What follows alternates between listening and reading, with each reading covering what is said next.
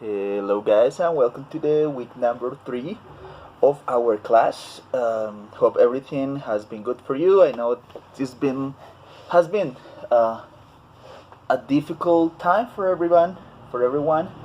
Um, Maybe some of you have had like different troubles, either at home, in class, well, different things. But well, I'm sending you my best of energies so everything can be solved and everything can advance as best as possible. Okay. Well, my friends. So we're going to start with the week number 3. Nevertheless, as usual, I would like to share with you a poem that I found actually really funny. I think this guy was a little bit annoyed or discouraged, and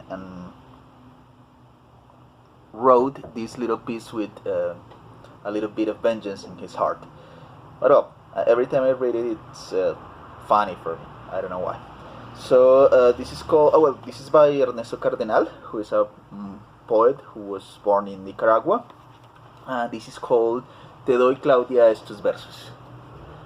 Te doy, Claudia, estos versos porque tú eres su dueña. Los he escrito sencillos para que tú los entiendas. Son para ti solamente, pero si a ti no te interesan, un día se divulgarán tal vez por toda Hispanoamérica. Y si al amor que los dictó tú también lo desprecias, otras soñarán con este amor que no fue para ellas. Y tal vez verás, Claudia, que estos poemas, escritos para conquistarte a ti, despiertan en otras parejas enamoradas que los lean los besos que en ti no despertó el poeta. Cuídate, Claudia, cuando estés conmigo, porque el gesto más leve y cualquier palabra, un suspiro de Claudia, el menor descuido, tal vez un día lo examinen eruditos, y este baile de Claudia se recuerde por siglos.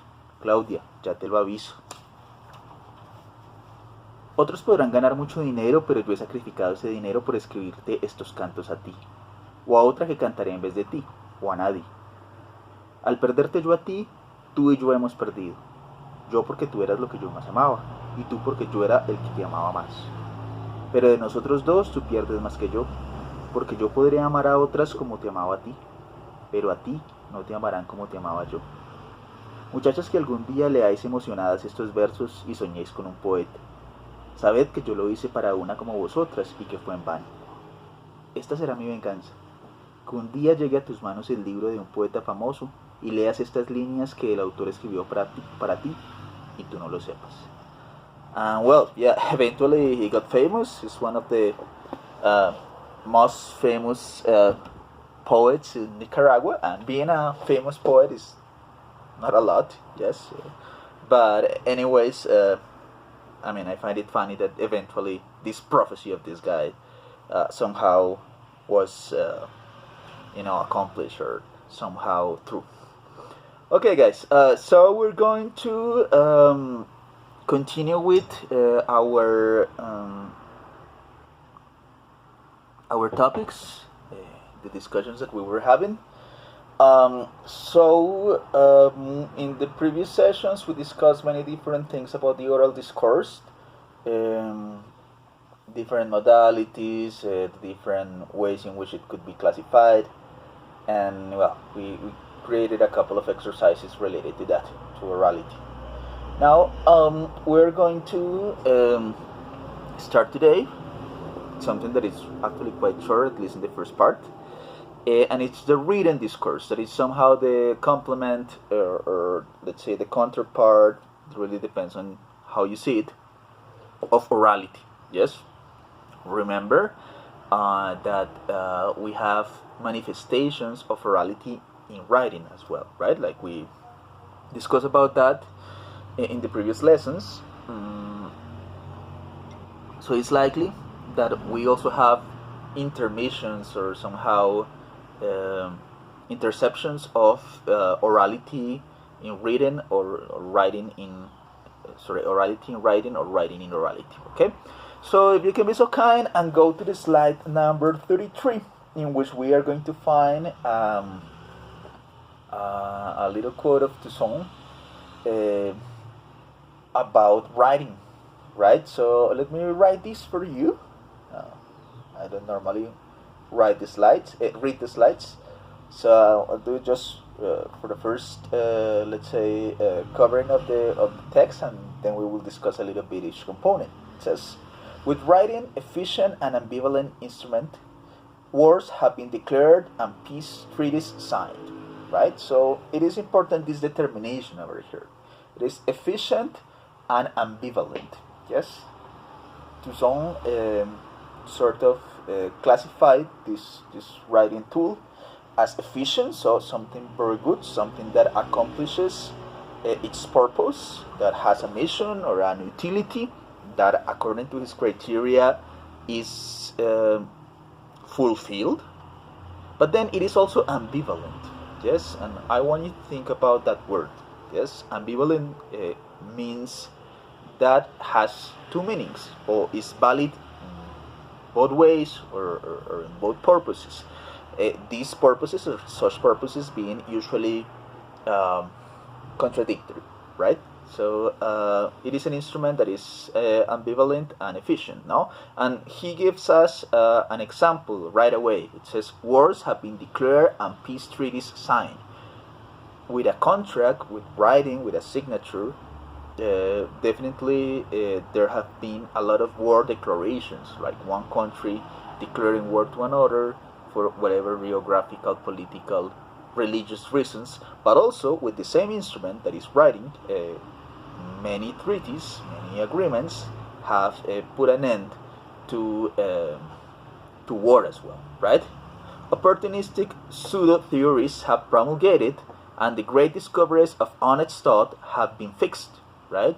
So a lot of lies comes through writing, a lot of pseudoscience, a lot of useless, let's say, junk in terms of things that are either partially true or completely a scam, or well, different things. And these have found its way by means of writing. Yes, there's a lot of fake news, a lot of fake things that have been transmitted to us by means of writing. Nevertheless, it's also towards through writing that many of really important things have been transmitted.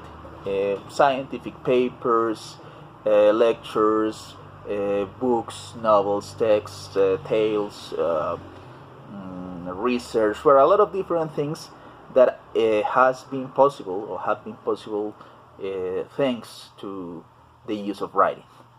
Then it says, thanks to writing, an essential part of human memory has accumulated and preserved. The science and technique with each generation can advance without starting from scratch. This is really important. Our collective memory have been somehow recorded and preserved thanks to writing. Yes, initially it was physical, right? Books, our memory was mostly in books, of course. Remember what we mentioned before, now, like oral tradition is really important. Without this oral tradition of centuries and centuries before the invention and adaptation of writing, well, we wouldn't have memory either, right? But let's say that a more stable and a more possible way of recording our knowledge has been available to us thanks to writing. And of course, this writing has become somehow different depending on the technologies, no? So eventually, initially, as I mentioned before, we could be talking about maybe parchment and some ink with animal pigments or figments, and maybe vegetables, or somehow, let's say, different flowers, or even plants that were used in order to create this ink, if we want to call it that way. And then it evolved into paper, and nowadays it is on the cloud, no? Like everything that it's non-tangible but still stored can also be considered writing, right? And then they mention something really important, and it's that because of this memory, we don't have to start from scratch. Just like we have a collective memory of advance that has, or some progress that have has been already made by humankind in the previous centuries, so we don't have to start all over again. Yeah, probably if we have a big cataclysm, a really terrible tragedy, or a way in which our records are completely lost for a couple of centuries, so probably we will have to rediscover one more time different things that we take for granted, such as gravity, such as very simplistic or essential biological processes, everything we know about grammar, everything we know about math. I know, but for many of you, it would be nice that math is erased from history, but don't fool yourself, guys. Math is really, really important, and it's fun besides.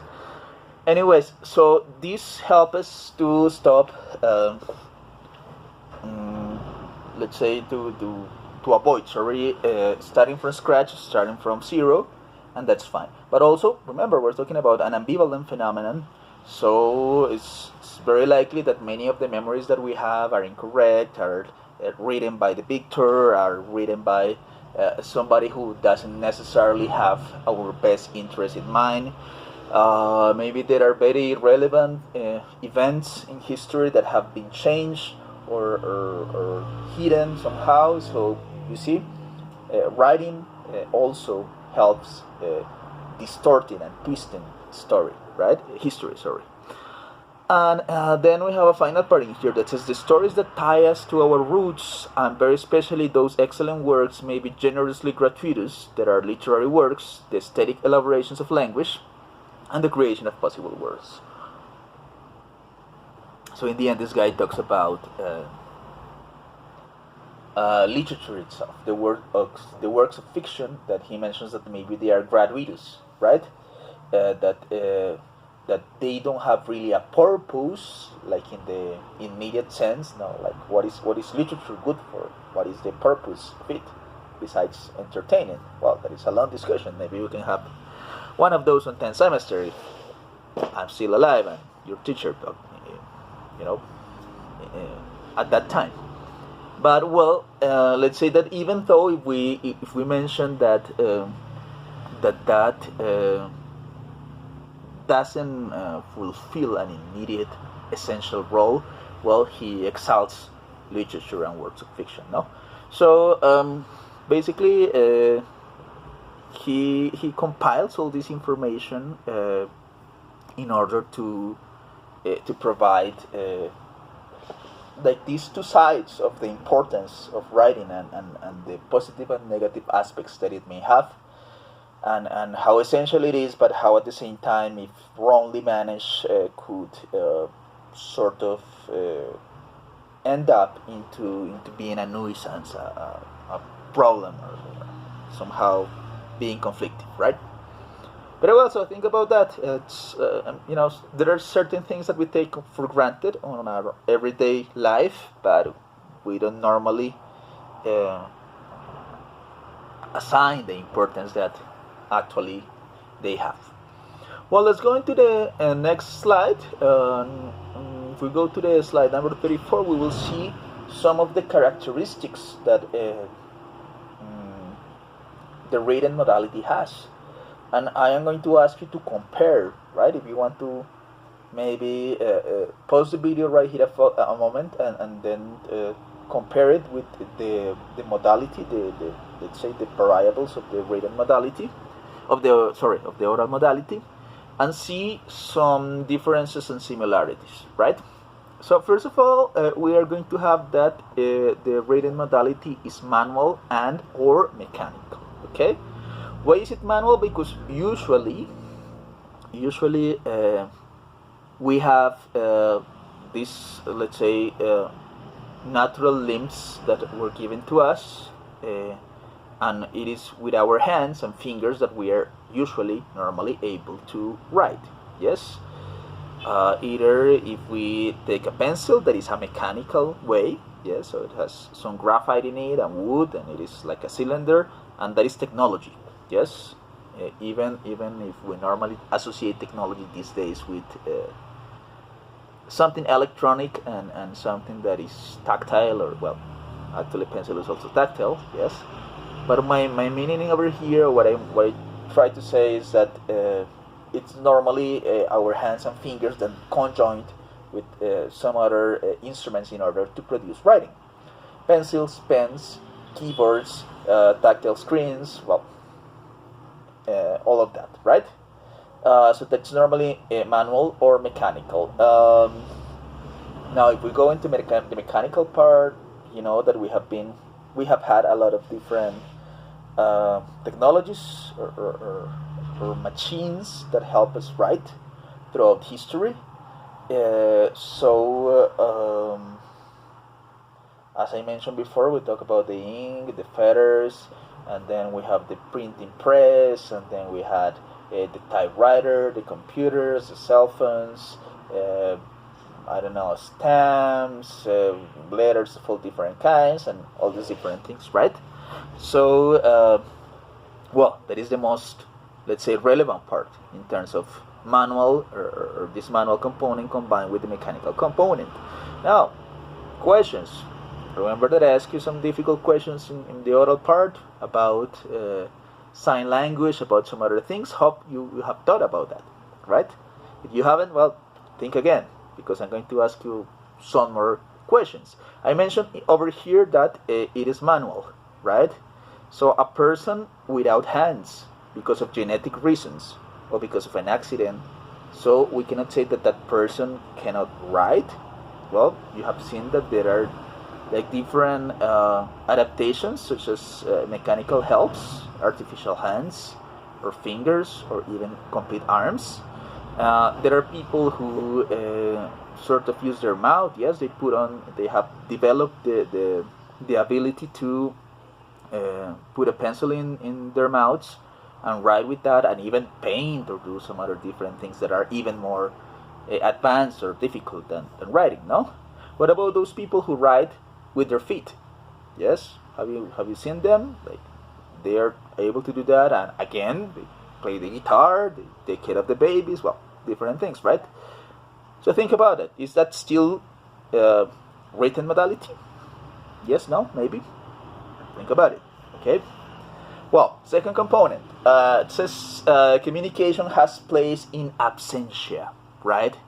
What does it mean? Normally, most of the times, yes, its protagonists do not share time or space, right? So usually when you write something, you're in your house, you're in the classroom, you're somewhere else, and the person who's going to read that usually is not sharing the same space with you.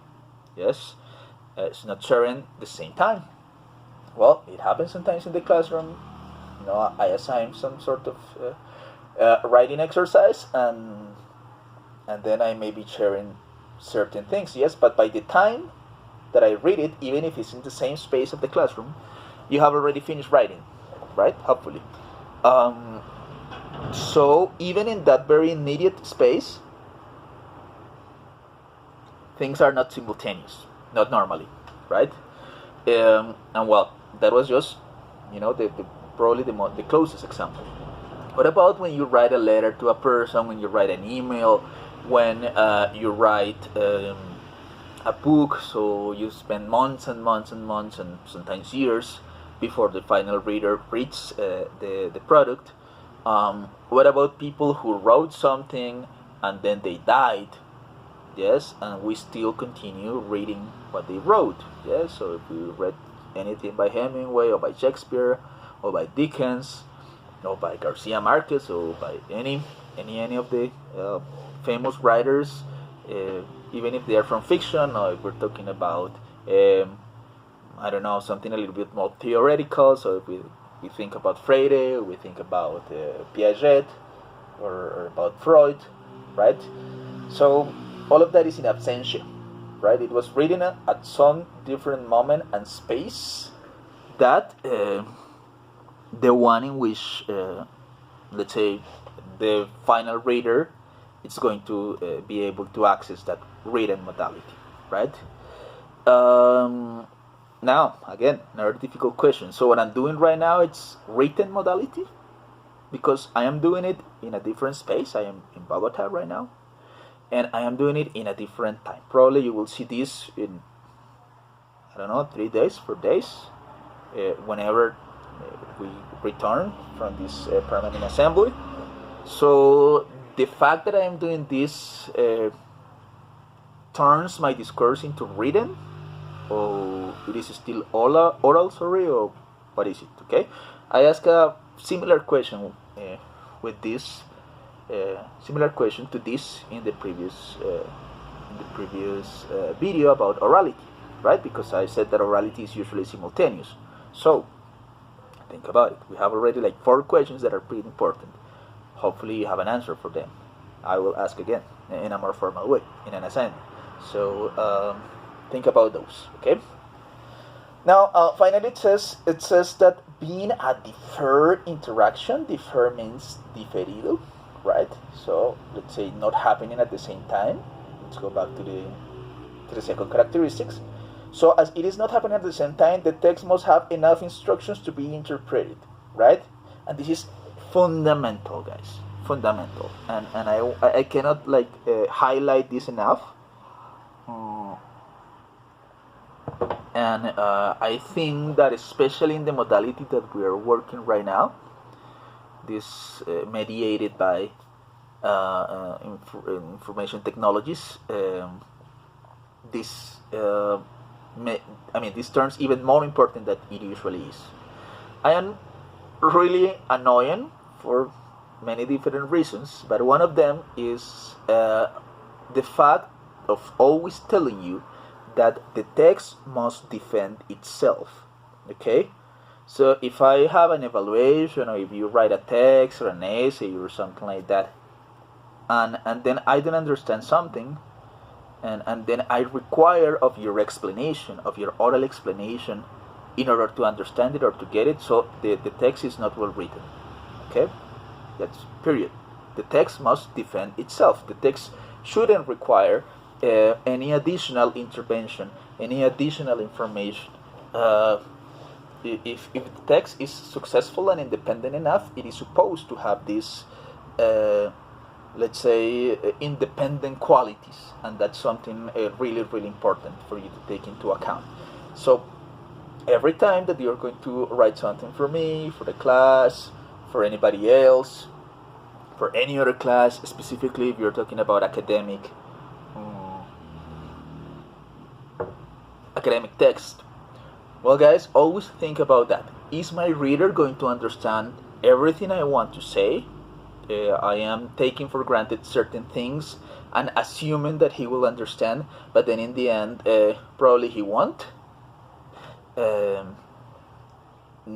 Does the text require that I say something additional, like in orality, to have an additional explanation?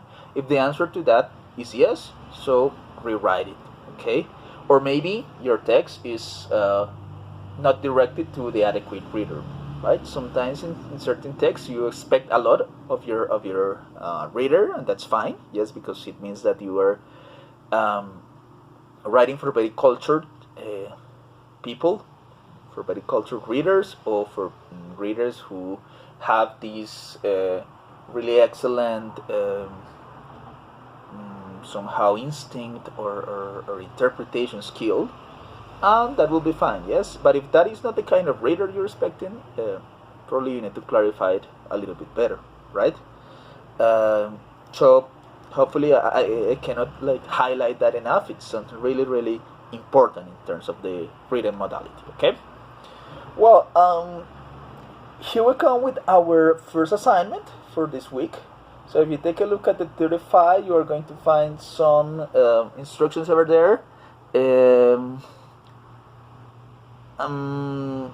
Unfortunately, we are not going to be able to do the number 2, which was really fun to do in our, let's say, in a classroom.